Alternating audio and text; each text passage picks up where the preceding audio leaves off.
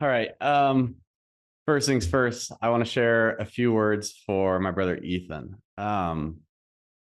Ethan was Cameron's best friend and best bud in the world. Cameron always looked out for his little brothers, Gavin, Ethan. They were constantly on his mind. And Ethan shared a few of his favorite things about Cameron with me and a few of his favorite memories that were typically recurring memories. Ethan loved when Cameron would always call him to come out in hot tub, to play Fortnite, to go see a movie, to get Chick-fil-A, or honestly, a lot of the time, all of the above in one night. That was kind of Cameron's ideal weekend if he could squeeze all those in, and he typically did. Um, Ethan said a lot of Ethan's friends and a lot of Cameron's friends would call Ethan Mini Cameron, as they bear a striking resemblance. And maybe he didn't always like that, but it's now Ethan's greatest honor to be known as Mini Cameron, because he looks a lot like him. During late night movies, they would go out together, and Cameron would always sneak him some of his Monster to help him stay awake. If he saw Ethan falling asleep, he'd go, "Ethan, drink some of this. Don't tell mom." Um, and whenever he hopped on PS5 with Ethan or saw him in person, I didn't even know this till the other day. Apparently, the first thing Cameron ever said to Ethan, like every single time he saw him, was just "Morning, Kanye." I don't know why. Apparently, that was their thing, but Cameron just always came up with little bits and quirks, and he committed to the bit every time. Um, Ethan always looked up to Cameron's style and how he dressed. He always the Air Forces he would always buy, and his chains and his rings, and he always was very stylish in a very simple way, and it was so Cameron. And I could agree with Ethan. I think we all looked up to him on that. I made the joke to my siblings. I was like, apparently being stylish skipped me and then came to all of you. And I remember getting home from my mission, and I just never knew what clothes to buy. I literally just have no eye for it. And Cameron had all his outfits, and he had like closets and closets full. And I was like, "Hey Cam, can you help me know what to buy? Like, what's cool? Like, what looks good?" And turned out I wasn't the only one. We all looked up to him. He was very intentional, and he was always so funny and would say the most random things and jokes, and could always make Ethan laugh, even if Ethan was having a bad day or if Ethan was grumpy. Cameron would not stop until he got a smile or a laugh out of Ethan. Um, Ethan loved that whenever they'd go to theme parks or Disneyland, there'd be rides that Ethan was too scared to go on, and Cameron would say, "Okay," and then he would pester him and drag him and force him to go on the rides with him, and Ethan would say, "No, no, no, no, no." And then as soon as he got off the ride, Ethan would be like, "That was the best thing we've ever done." Cameron would take him again, and be like, "I told you so." And they'd ride and ride and ride and ride. And Ethan always loved that Cameron would help him to face those fears, even if he didn't always want to. And that he always appreciated that Cameron would push him. And I think we can all say that Cameron would push us. And Cameron was the type of person where if there was something that, so you're complaining about something or you're bothered or something, or you're having a hard day for a stupid reason, he was like, "Deal with it, man." He's like, "Just come on, hang out with me." He's like, he had less empathy because he's like, "It doesn't matter."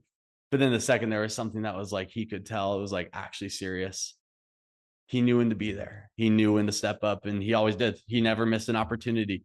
Um, and he did that for all of us, including his brothers and Ethan. Ethan loved the memory of whenever Cameron woke up, he'd always trudge upstairs. Maybe it was usually around 1 or 2 p.m. And he'd have a big, long, thick blanket wrapped around him, and he wouldn't take it off for hours, and he'd just wrap up on the couch.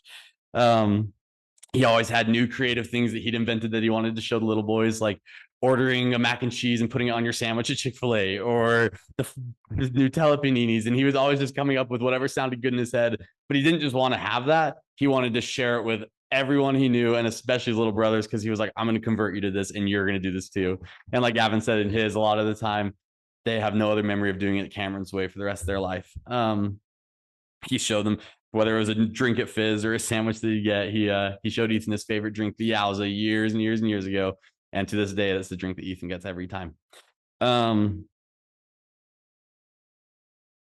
last movie they got to go see together was Sonic 3, and Cameron didn't take his little brothers to movies to take his like, oh, they'll love this movie. I'll take them to be nice. He went because he was a nerd and he loved things. And he was like, hey, this new comic book movie came out. He knew that they were the two that would appreciate it with him. And so he wouldn't text me. He would text them. He'd be like, and then later he'd be like, oh, we're going to this movie. I didn't think you'd care. And I was like, yeah, you're right. I don't care. But they would always take the little boys, and he bonded with them as equals because he loved all the same stuff they loved. And they always were able to bond really greatly over that. And they looked up to Cameron in every way. And I always saw that, and they wanted to live like him and be just like him. And I want to do that as well too.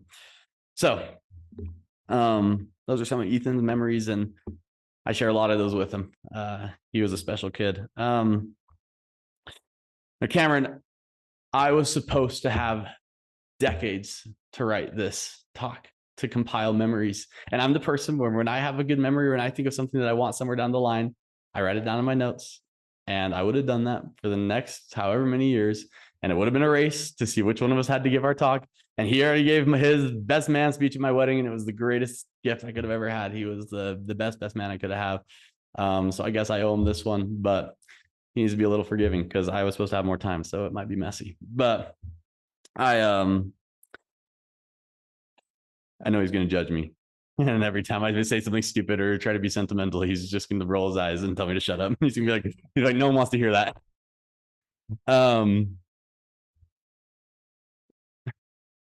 Stupid joke, but in the sense of fashion, Cameron was like a brother to me, and he made that clear.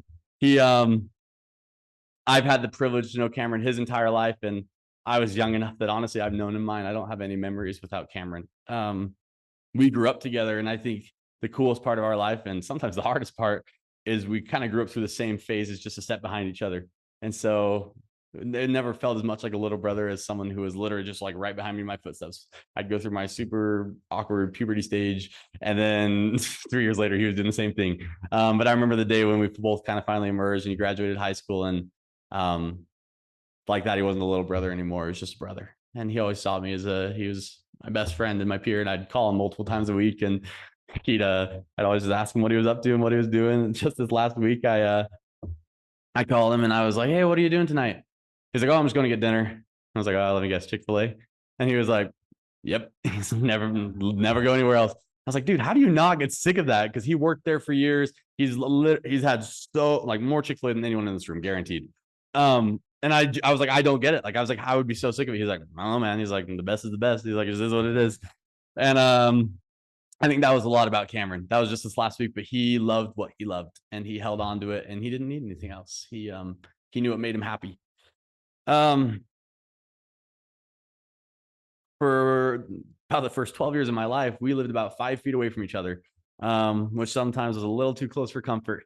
We shared a bunk bed for many, many years, which made for the best nights in the world, the biggest fights, the most tears, the hardest laughs, parents yelling at us to knock it off and get in bed and stop messing around as we're throwing stuff. And it just didn't, like, it made life so fun. And I was going to quote it, but Emily already did, because it was such an iconic thing, how we tattled each other when we got out of bed. And it wasn't real tattling. We thought it was so funny. And we would all be laughing, and my parents would get more and more frustrated. And they go, just get in bed. Will you guys knock it off? And we didn't care. And then it was always Cameron, though. We'd finally be like, okay, they're actually mad. We're going to stop. Cameron had to do it one more time. He just had to put that little cherry on top. And he didn't care. He always wanted to toe the line, because to him, he's like, that's where comedy starts. He's like, when you stepped over the line, that's where the good stuff happens. And he lived by that. And I was too scared. I was like, oh no, we're going to get in trouble. And he's like, who cares? Now Cameron and I, one of my favorite things, maybe not his, but one of my favorite things to do with Cam is we would always reminisce, and all the funny stories and the inside jokes. And we always just had constant, things since we were 4 or 5 years old that we would talk about. And so unfortunately, you guys have to hear a lot of that, and you guys are outside of a lot of the inside jokes, but hopefully they're still somewhat entertaining. We follow each other around as boys. He followed me often. He wanted to come be with me and my friends when we were little. We did theater together. He came and did all the shows. And I never would have guessed that shy little Cameron, who at home was not shy, and at home he was the most assertive of all of us, and he would tell you how he felt, and he meant it, and he needed you to know that. And outside, though, he would cry under the table and hold the thing because he didn't want anyone to see him or hear him talk because he was so shy. And so when he hopped on the stage together, I remember I was little and I was like, what the heck? I was so surprised. And I think the first time we got to actually like, we did many shows together, but the first time we got to like act together and be like scene partners, I was in high school and he was in junior high. And we did this random little production of this community production of Peter Pan. And I played Captain Hook and he was me. And I thought that was hilarious. And he was like, oh, I don't know. But I could tell deep down that he'd have that little smirk, that little side smile that we all knew, where when he didn't want to admit that he was like grateful for something, you're happy for something, you're proud of something that he'd done. And it was the first time we got to play on the stage together. And that's a memory I will always cherish doing. We did these, and he was short. He went through puberty way late. Like his growth spurt was way late. And so I was really tall and he was like this tall. And we did all these funny like dance moves and he dipped me and he did whatever. Cause I was like, this is so funny. And I love that he was, even when he would pretend he was getting into junior high and he was too cool for me and whatever. We loved those moments and they were really connecting for us. There is a story that my Aunt Jody shared a few times the last few days. It's kind of an inside iconic joke in our family. And you guys might not think it's funny at all. There was one day we were at Disneyland and it was 7 a.m. and we were walking to the park and we're all super excited. Cameron was probably like 12 or something. And this little boy without a shirt on, who was like 4, like standing on the top balcony of one of the hotels, comes out and he just goes, and we thought it was the funniest thing in the world. But what made it funny is it became the biggest inside joke. And years down the line, like within the last year, anytime we were at a family dinner and there was a lull in conversation, someone would shout it out, and it was usually Cameron. And we'd sit there eating dinner, and he'd just go, Wheaties! And that was Cameron. He never forgot a joke. He never forgot a bit. He always wanted to be the one to push it out and to make sure he gave people a good laugh.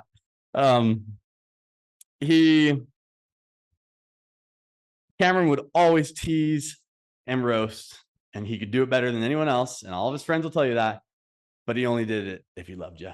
And he was ruthless.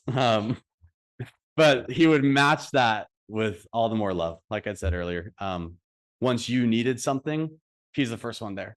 I knew I could call him for anything and he'd be there. He'd be the first one to pull up. He'd be the first one to say, hey, what can I do for you? Do you want me to? And he'd show up and he'd bring me Chick-fil-A, or we'd go out and we'd go get food together. And that was just Cameron. He just cared. And on the outside, people would be like, man, these guys just like make fun of each other nonstop. But that was our relationship and we loved it. Cameron was a hard worker. He just always wanted to work. I remember he wanted to get a job so bad when he was in junior high, and he found out apparently that when you're 14, Wendy's would hire you. And he was like, damn, sweet, I want to go apply, because he really wanted a job. And he rode his bike there. He got a job. They hired him. And his first day on the job, he rides his bike over, he goes into work, and we're like, okay, whatever. Like, if you want to do that, you can. Like, no one told him he had to do that. He just wanted to. And he worked, and his shift ended, and he called my mom, and he's like, hey, like, they're kind of short-staffed. They asked if I can stay. And I was like, okay, whatever. Like, whatever you want to do. He worked a 12-hour shift his first day at Wendy's. And my mom kept calling me like, are you okay? He's like, no, I like it. It's fun. He's like, it's great. I want to be here. Like, he enjoyed it. And the next day he walked in for work and they're like, hey, yeah, you weren't allowed to work that much and we have to fire you. You can't be here. Like, they were in trouble because it was illegal it was probably illegal. He was even working there. He was 14 years old. And he came home and he's like, I just got fired. He's like, I just worked there for 12 hours. But that was just Cameron. He gave his all to everything he did, but it was the thing he didn't care. Like, as my mom called him, was like, hey, like, I'll talk to you. Like, you can come home. You don't have to stay. He wanted to. That was just him. He's like, no. He's like, I want to be here. I'm having fun. Like, I'm working. He's like, I'm doing this. And I don't know another person in this world that would willingly work a 12-hour shift at Wendy's. But that was just Cameron. I'll always be grateful in a funny way for the time we had when COVID happened, and I came home early for my mission and everything shut down.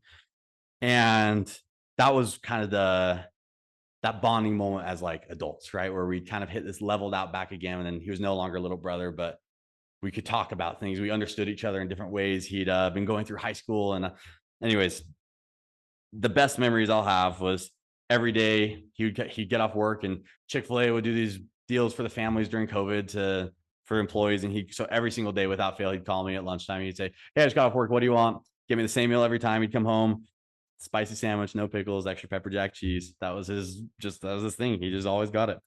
And then he was the one person who ever got me to play Fortnite. I'm not like a massive video game guy, but we played for hours.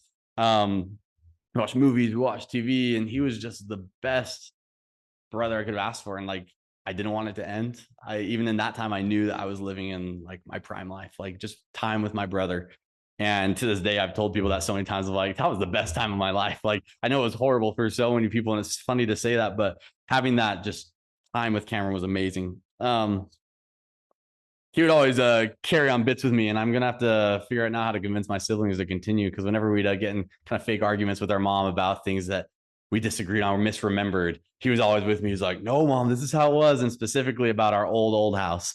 We had a house that we lived in, and then we moved into a rental, and then we moved here. And my mom insists that we only had one old house because we only owned one house. We lived there for our whole life.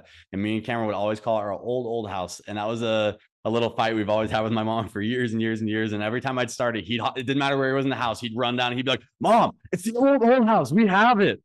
And you just could count on him. He loved to laugh. He loved whatever he could do to tease. A cute little memory I found the other day. I was cleaning out my room a few weeks ago, getting the rest of my stuff out of my parents' house. And I found a stack of little papers that were laminated at the top of this random, I don't even know, dresser thing in my room. And for my birthdays, Cameron got really into Photoshop. And for years and years and years, he would put together these like montages and collages. And that was his gift to me for years. Like when he was little, when he was like 10 years old, he'd go and at that time, he probably just used Word, but he always wanted to like create something, and he laminated it, and it would have my name on it and how old I was and pictures of me or things that we'd done or gifts that I was getting that I didn't know I was getting or other things. And as I was flipping through these, he was just such a thoughtful kid. And even when he was little, that was what he could do. He was passionate about that, and he would spend hours and hours creating those.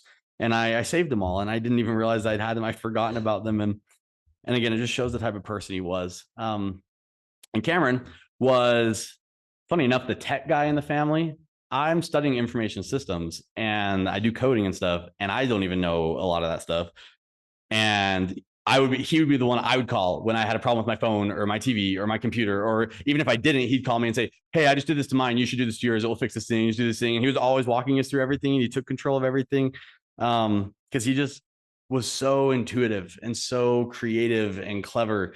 And he always wanted to understand how things worked. And he just did it. He just learned things, and he would do things for fun.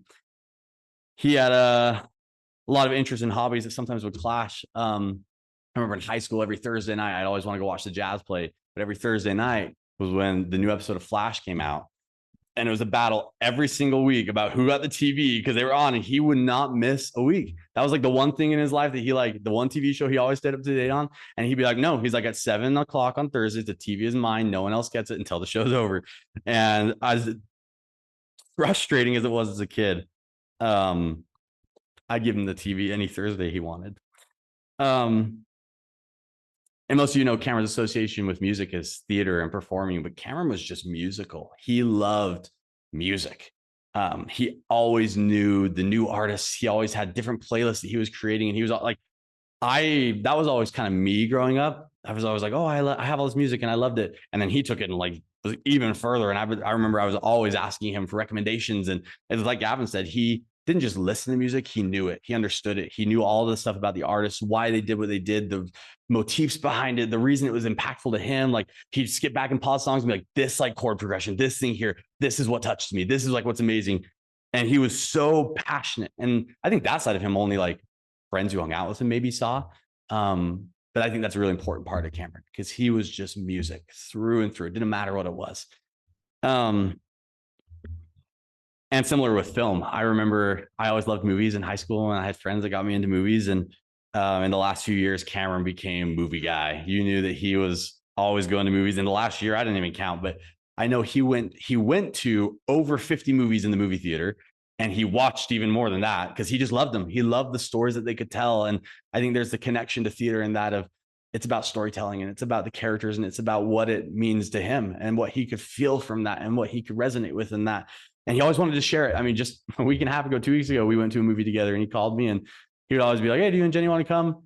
And then if Jenny couldn't, he'd be like, oh, do you want to come? And he was always just wanting. And even just the other day, he asked Jenny if she wanted to go. They finished with class and I was working. He's like, do you want to come to a movie with me? Like, he didn't care who. He just wanted to share what he loved and what he was passionate about with the people that he was with. And that's who he was and who he would have been. And he was kind of like that guy to my brothers, my little brothers. He always wanted things to be fun. He always wanted them to enjoy the life that he had created and that he had. And the biggest heartbreak for this for me is that Cameron, and I know it, and I already told him that I was going to hate him and I was going to love him because he was going to be the fun uncle. And it was going to make me so frustrated when they'd come home and be like, Uncle Cameron kept us up till 3 a.m. and he showed us a rated R movie and we got monsters. And that's what would happen. And he told me, he said, just so you know, that's what we're doing. And I would have let them and we would have fought about it.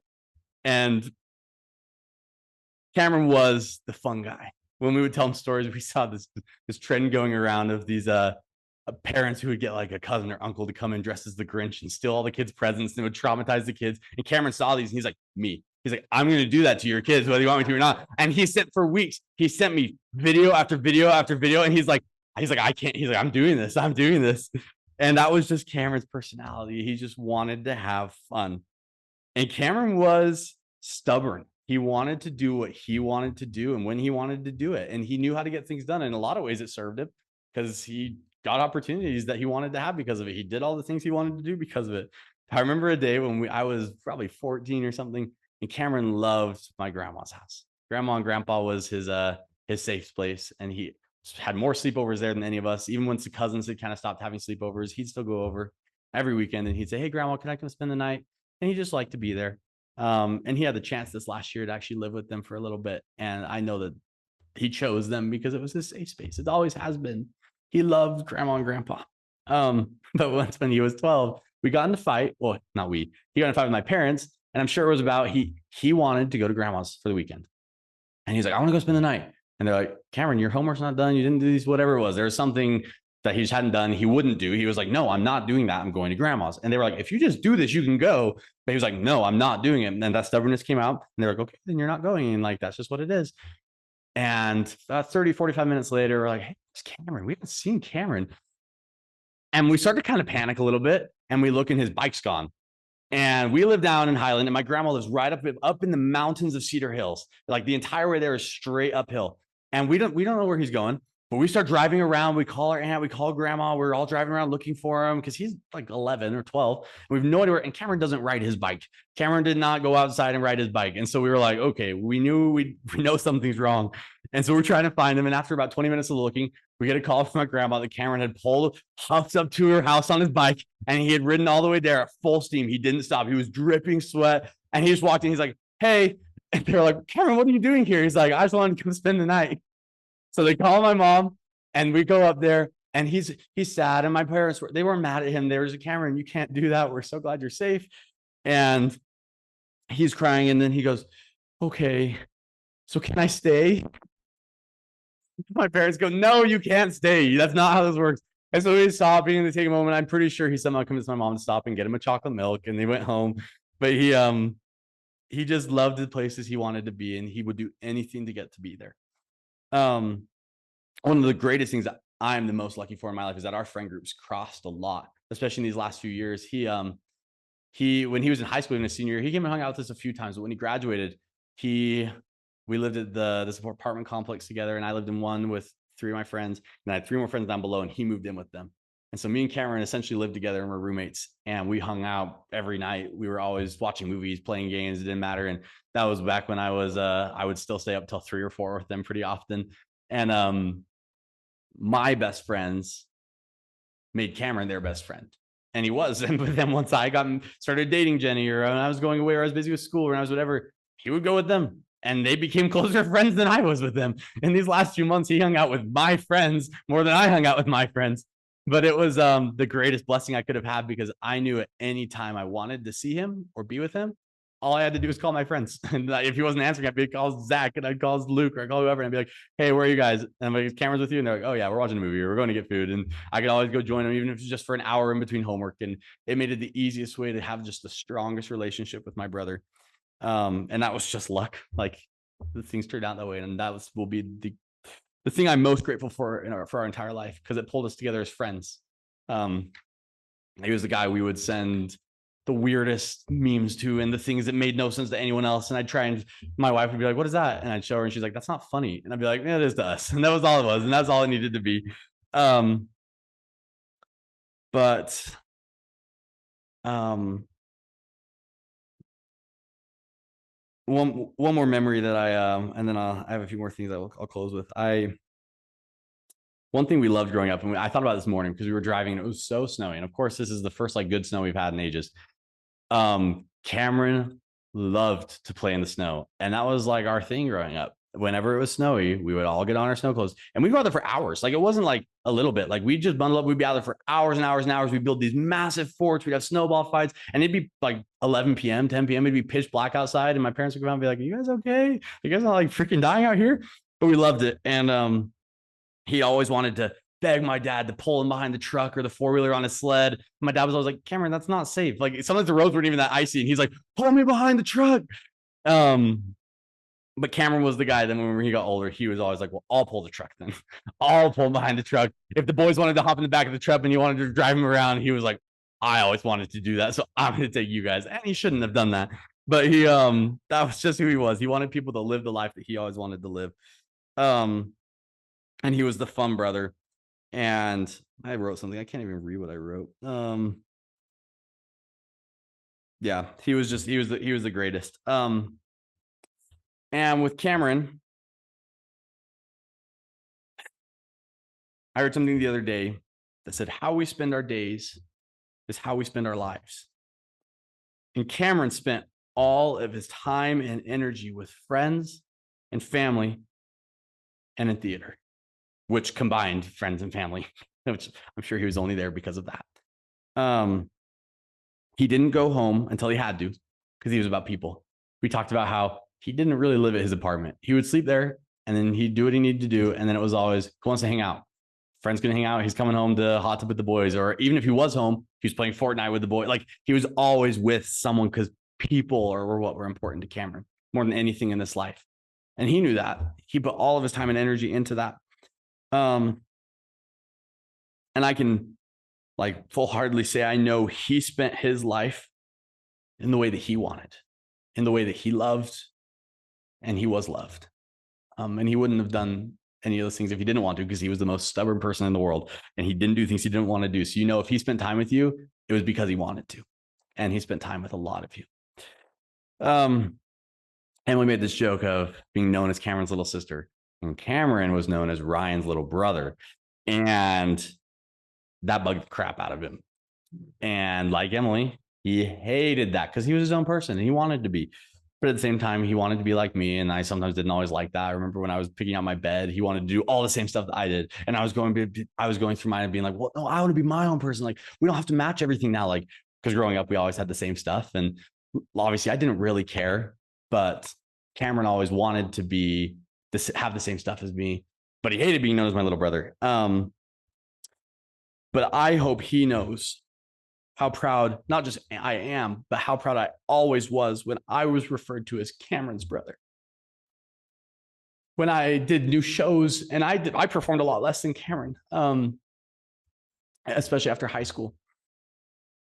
And I would meet people constantly who knew Cameron now for the first time in our lives. They knew Cameron. And they'd always go, "Oh, you're Cameron's brother. Cameron's amazing. Cameron's one of the hardest workers we have. He's one of the most talented kids I've ever met." All these things. And like, that brought the most pride in me that I've ever had. And I need him to know there was not a day that I get not wanting to be known as Ryan's little brother, but I loved being Cameron's older brother. And it made me so happy to see the impact he had on so many people.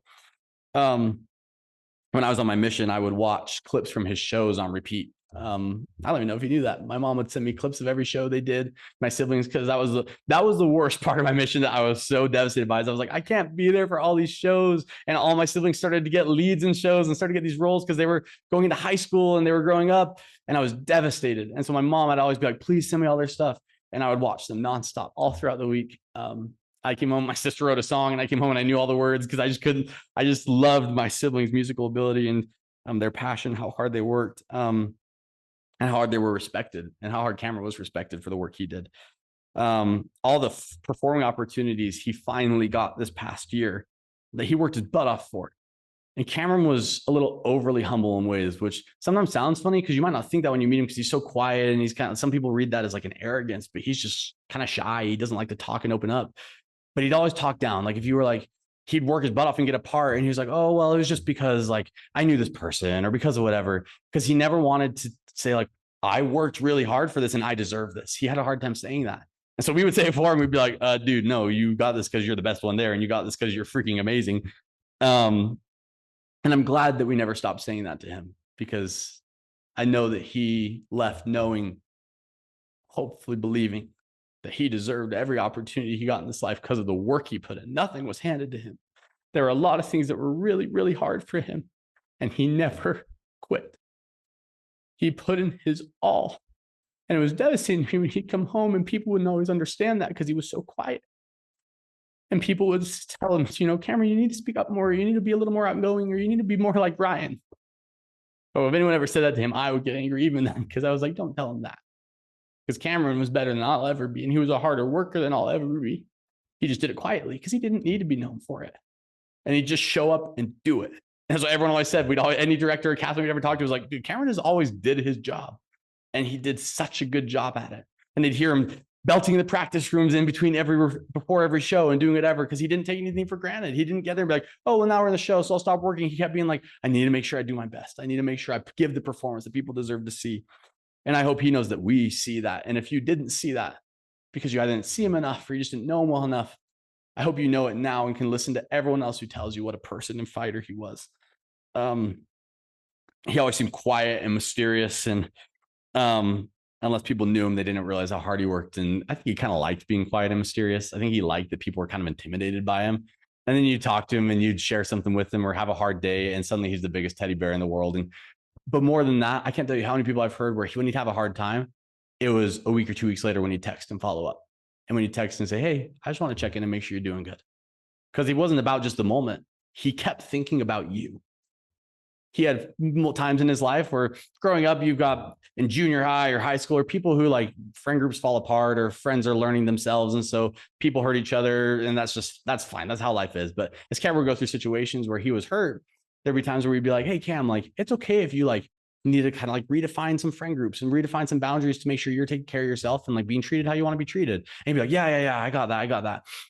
And he'd go and he'd set some boundaries, or he'd be like, okay, I'm not going to stop hanging out with this person a ton, or I'm going to at least address this and like communicate to them like, oh, I don't like how this makes me feel, whatever.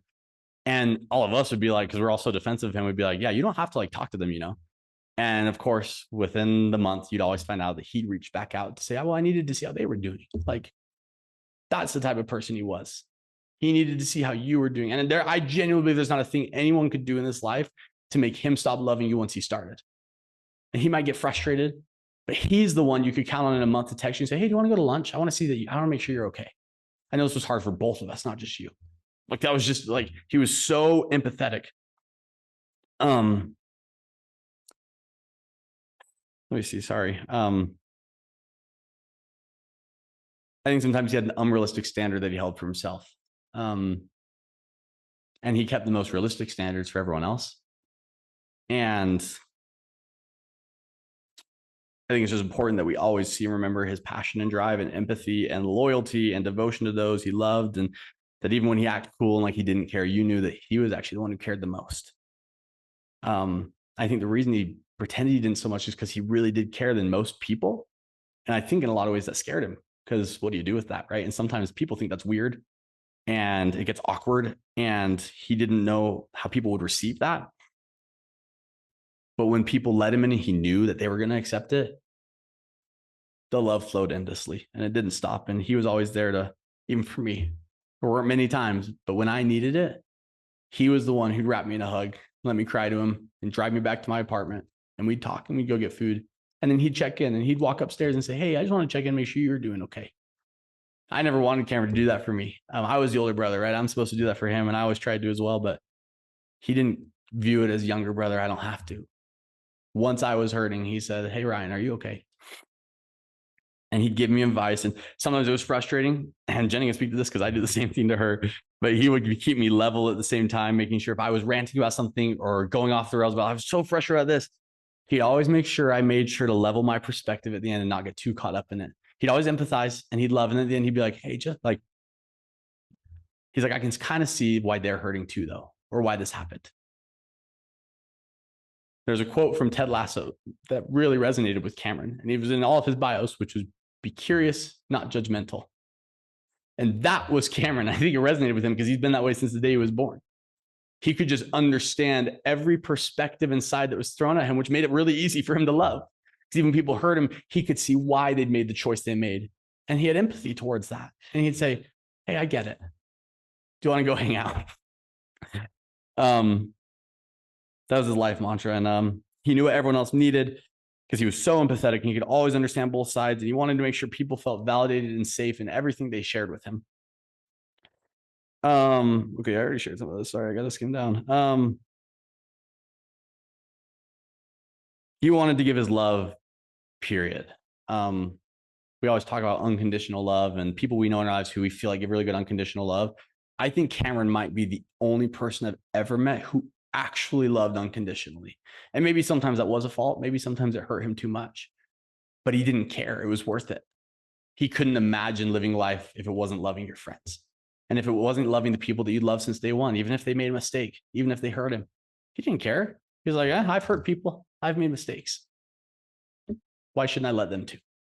And if they were willing to come back into his life, he always welcomed them with open arms. Once you were loved by Cameron, you were loved for life. I hope every person in this room knows how much he loves you. And please don't ever take that for granted. Don't ever talk yourself out of it because that would be a disservice to his memory. He loved you, every single person in here, or else you wouldn't be here because you felt that love. He wasn't a man of many words, but he was a man of very large actions. He loved through his service. I can probably count on one hand the number of times he told me that he loved me. But the times he showed me that he loved me fill my mind every day.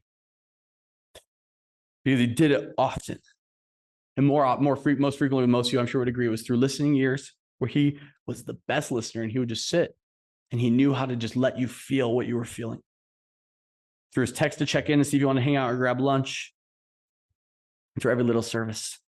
More often than not, he just did it by showing up when he needed it most, because that's what he wanted to do. So I hope we can all take some time to learn something from Cameron, to love through action, to love unconditionally without guile. Text an old friend to grab lunch. Listen better to those who need an ear to speak to. Bring your mom a Diet Coke and a cookie, even when she tells you not to. Because that's what Cameron did. We will be remembered for the love we put into this world, and Cameron put more than most people give in their whole lifetime. I only wish he could have allowed me to help carry his burdens in the same way that he carried others. I'll close with this. I don't even know this song well, but on Sunday, after we discovered that Cameron had passed away, the song kept going through my head. And I'm just going to read this to end because I think that would be fitting. And sorry, I'm going long, but I honestly don't care because he deserves to hear this for him. The road is long with many a winding turn that leads us to who knows where. But I'm strong enough to carry him because he ain't heavy. He's my brother. So on we go. His welfare is of my concern. No burden is he to bear because we'll get there. For I know he would not encumber me. He ain't heavy. He's my brother. And if I'm laden at all, I'm laden with sadness, that everyone's heart isn't filled with the gladness of love for one another. It's a long, long road from which there is no return while we're on the way to there. Why not share? And the load doesn't weigh me down at all, because he ain't heavy. He's my brother. I hope Cameron knows that he was never heavy to me. I know he knew that we knew that he struggled. And I think he felt bad about it. And he tried not to let people help him because he didn't want to be a burden, because he loved people so much he couldn't fathom feeling like he was taking up someone else's space when he felt like it was his job. And I always tried to reassure him and let him know that he was never too much for me, that I loved him, that he was my brother through thick and thin, and I would do anything for him. You listen to other people and you might not have heard him, but I need you to hear me now, Cameron. You are not a quitter. None of us here. There's no shame or guilt you need to feel. We love you, and we're going to carry this for you, man. We wish you'd let us carry it here with you. But it's okay now. We're going to carry you. And you had it right all along. All that matters in this world are the relationships we have and the love we give. And now for each of you, like I shared earlier, learn from Cameron. Love like Cameron did. Put your judgments of other people aside. Put your hard feelings aside.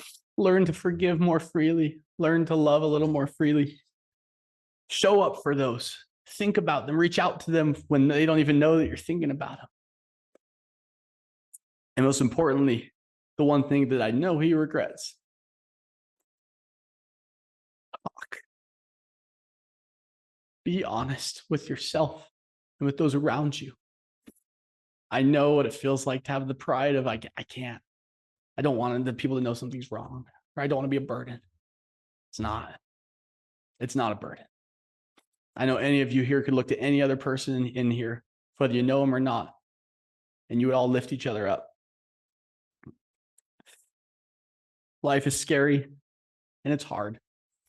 And there's a lot of phases we go through, a lot of feelings that come our way, and that's okay. We are not broken.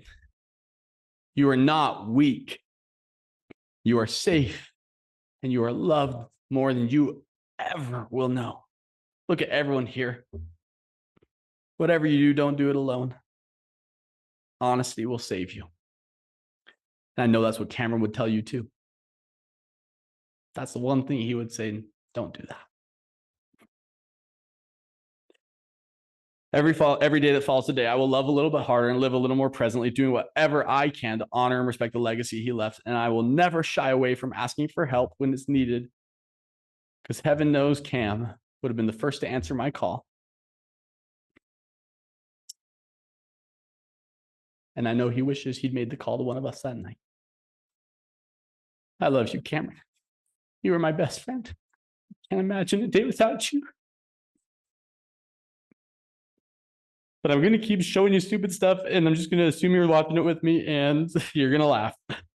And you don't get to roll your eyes, because I can't see you. But I love you so much, Cameron. And I love all of you guys. Thank you, guys.